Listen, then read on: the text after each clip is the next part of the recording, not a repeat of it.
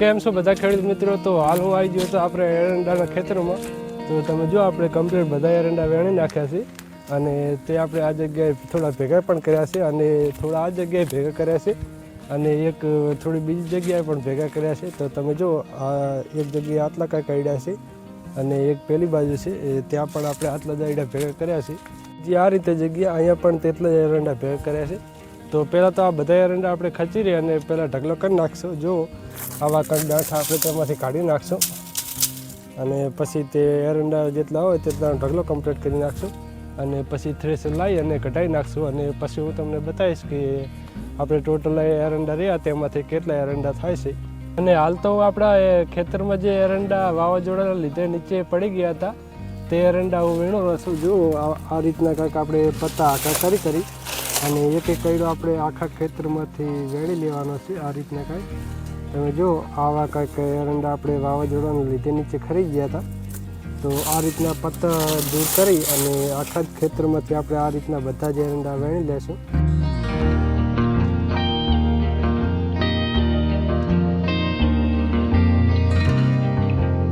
આપણે અડધા ખેતરમાંથી તો આ રીતના આપણે એરંડા વેણી નાખ્યા છે અને અડધા ખેતરમાં બાકી છે. તો તમે જો આ રીતના સીધા સાહ લઈ અને આખા જ એરંડા એવી રીતના એક એક કરી અને આખા ખેતરમાં એ વેણી નાખવાના છે. અને આ રીતના એરંડા આપણે નીચે જે પડ્યા તે એરંડા કેટલા નીકળે છે અને પછી તે આપણે થ્રેશરમાં કઢાવશું અને કેટલા તે એરંડા થાય છે તે પણ હું તમને બતાવીશ કે આપણે એરંડા વાવાઝોડાને લીધે કેટલા નીચે ખરી ગયા હતા. તો ચલો હાલ તો આપણે જે આ નીચે એરંડા ખર્યા તે વેણીએ.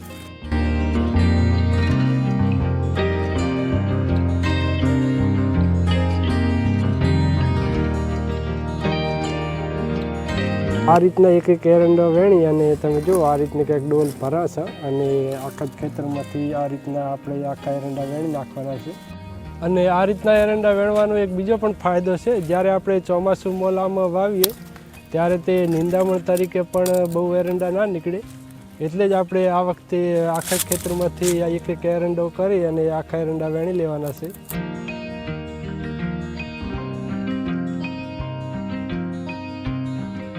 તો ચલો હવે હાલ તો જઈએ ઘેર, કેમ કે આપણે સવારમાં આવીએ છીએ અને બપોર થાય ત્યાં સુધી વેણીએ છીએ અને પછી સાંજના ટાઈમે આવીએ છીએ.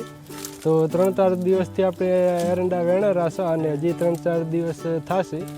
તો હાલ તો જઈએ ઘેર અને હવે આપણે સાંજના ટાઈમે આવશું. જારમાં આપણે પાણી ચાલુ કરી દીધું છે અને તેમાં યુરિયા ખાતર નાખવાનું છે. એટલે આપણે યુરિયા ખાતરની થેલી જો અહીંયા પડી છે. આપણે શિયાળે 50 બેગ આપણે યુરિયા ખાતરની થેલીને લાવી દીધા હતા. તેમાંથી હવે જો આપણે કંઈક 10 જેવા બેગ હજી પડ્યા છે અને તેના માટે ઠાર ને એવો થોડો ભેજ લાગવાથી તમે જુઓ થેલી તે ખાતરની અંદર જામી ગયું છે. એટલે આપણે આ થેલી હાલ પહેલાં તો ત્યાં પહોંચાડી દઈએ અને જો આ જામી જશે થેલી એટલે આપણે છૂટું તો ખાતર ના છાંટી શકીએ આપણે જારમાં. તો આપણી જારમાં ખાતર નાખવા માટેનો આપણે એક જોરદાર જુગાડ બનાવ્યો છે અને જેનાથી આપણે ખાતર અંદર ઉડાડવું ના પડે અને અંદર ખાતર પણ કમ્પ્લીટ ઓગળીને જતું રહે. તો ચલો પહેલાં તો આપણે યુરિયા ખાતરની થેલી ત્યાં લઈ જઈએ અને પછી ત્યાં જઈ અને હું તમને જુગાડ બતાવું. તો પહેલાં તો આપણે અહીંયાથી પહેલાં તો થેલી આપણે બહાર નીકાળીએ અને તમે જો આપણે જે ડુંગળી કાઢી હતી તે આ રીતની કાંઈક હુકાવા મેળ લીધી છે અને અહીંયા રહ્યા તે બટાકા આટલા જ વધ્યા છે હાલ. તો ચલો પહેલાં તો આપણે જે આ યુરિયા ખાતરની એક બેગ બહાર કાઢી અને બાઇકમાંથી રાખી અને પછી તેને આપણે ત્યાં લઈ જઈએ અને પછી હું તમને તે જુગાડ બતાવું. તો આપણે જારમાં જુઓ તમે હાલ જારમાં જ આવી ગયો હતો. તેમાં યુરિયા ખાતર નાખવા માટે આપણે જુગાડ તૈયાર કરી નાખ્યો છે. તો તમે જુઓ આપણે આ રીતની કંઈક જે આપણે બોરી આવે આપણે માલ ભરવાની જે બોરી આવે તેમાં આપણે એ યુરિયા ખાતર નાખી દીધું છે અને તમે જુઓ આ પાણીનો બંબા જોડે જ આપણે અહીંયા મૂકી દીધી છે. એટલે આમાં થશે શું કે આ પાણીનો જે પ્રવાહ રહ્યો તેની સાથે યુરિયા ખાતર અંદરથી ઓગળીને આ ધોરિયા વડે કેરામાં જતું રહેશે. એટલે પાણી સાથે યુરિયા પણ ખાતર અપાઈ જશે.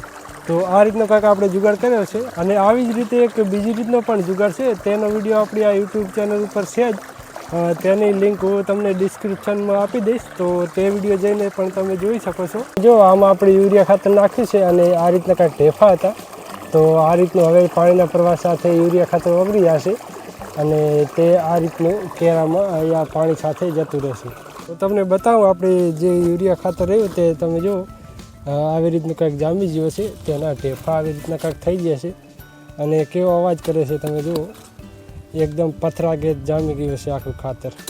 તો જ્યારે આવું ખાતર થઈ જાય ત્યારે આપણે આવા જુગાડથી આપણે આપણા મોલમાં ખાતર નાખી શકીએ.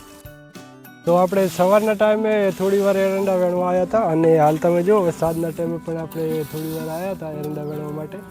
અને આપણા એરંડા જે ખેતરમાં આપણા એરંડા પડ્યા તે આ રીતના કંઈક કૂટી અને તેમાંથી આવા ડાંઠા બહાર કાઢી નાખ્યા છે અને આ રીતના બધા ભેગા કરી નાખશું, ઢગલો કરી નાખશું અને પછી થ્રેશરથી કઢાઈ નાખશું.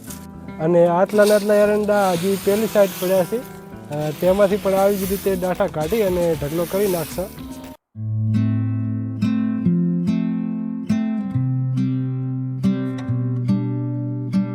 આપણે ખેતરમાં જુઓ અંધારું થઈ ગયું છે, ચારે બાજુ તમે જુઓ સૂરજ પણ આથમી ગયો છે અને આપણે ખેતરમાં ત્યાં એરંડાના ડાંઠા કાઢતા હતા ત્યાં આપણે થોડું લેટ થઈ ગયું.